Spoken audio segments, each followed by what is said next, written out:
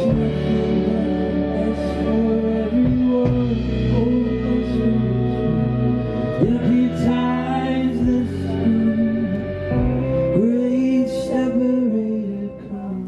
guys, it's Chelsea again with Austin Underground, and I am sitting here with Noah Gundersen. How are you doing? Doing well, thank you.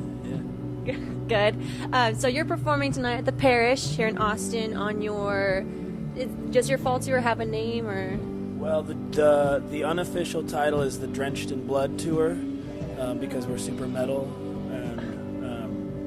But I think technically it's just the Ledges Tour Part 2. Okay, yeah, because I was wondering, I saw you tweet that Drenched in Blood, but I wasn't sure. I don't want to say for sure. We take ourselves very seriously.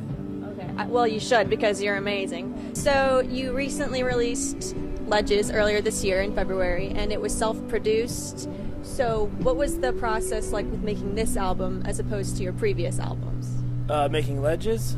Well, I think self-producing was a big part of it. I kind of had the liberty to do whatever I wanted. Not that I was really controlled by anyone in the past, but I think I had more confidence in my own abilities to get my ideas across without overanalyzing them. And it was a more creative process. We didn't do a lot of takes. We just kind of tried to be as true to the first couple takes and as true to the songs as we could be. Well, that's what I mean. I love the album, like in its entirety. It's got a really like raw, vulnerable type of sound to me, and it's very acoustically driven. So, I guess my question is do you have a favorite song you like to perform on the album, or out of all of your albums, I guess in general? It changes. I mean, a lot of it depends on like if the crowd is excited about a certain song and like their energy is good during a certain song, then like that makes it a lot more fun to play. So it really depends on the night. And a lot of times too, like I like to play whatever is new and fresh for me. So there's always the temptation to play new songs, which we just released a tour EP that has a couple new songs. We're just selling on this tour. So I'm playing a couple songs off that, which are fun to do because they're fresh and like I haven't overplayed them. You know? What's the songwriting process like for you? Because the lyrics have so much depth, but they're still really relatable. Thanks. It's I don't know. It's not necessarily like a planned out thing.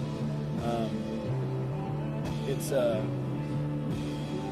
don't know. I mean, whenever I try to talk about it, it sounds too mystical. But it's a lot of times it's just I get inspired by melody. It's like sitting down with a guitar and just playing around until something happens that I connect with, and then seeing where that takes me. And a lot of times it's like the lyrics usually go in the direction of something I'm experiencing at the moment, or something that's been resonating with me for a while. But a lot of it's pretty spontaneous. But it also takes like sitting down, like giving myself the time and space to allow that creative impulse to happen. So the music video for Cigarettes came out earlier this year, and it's probably one of my favorite songs like of all time. And Ledges is a beautiful video as well. Do you have a concept in mind when you go into making the videos, or how do you come up with those?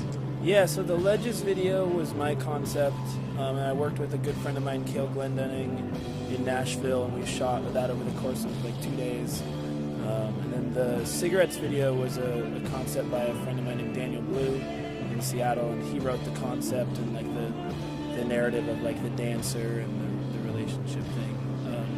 But I like to try to be involved with every aspect of the creative process as much as I can. I like the marriage of visuals and audio. I think it's a fun creative outlet. Do you have anything new coming out, or are you just focusing on this tour and this album right now? Actually, I have a new record done. We recorded it this summer, and it's going to be mixed as soon as I get home. We start mixing in Seattle with this guy named Phil Eck, and then that'll come out sometime next year. Awesome. Okay, I have one more question. If you were stranded on an island in the middle of nowhere, and you could only have 3 things, but none of them can be musical related, what would they be? A knife. Doesn't mean you're stranded on a desert island. I'm thinking practical here. Okay. Or you were thinking more like Whatever came life to mind. necessities. Sometimes practicality is what you need. yeah. I think a knife.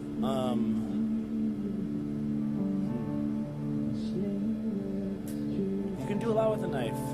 A knife, a really good blanket, and like a bulk size ibuprofen bottle. No one thinks about that. These are important things. They are important Yeah. things. Well, thank you so much. It was really great to meet you, and I hope you do well and the rest of your tour.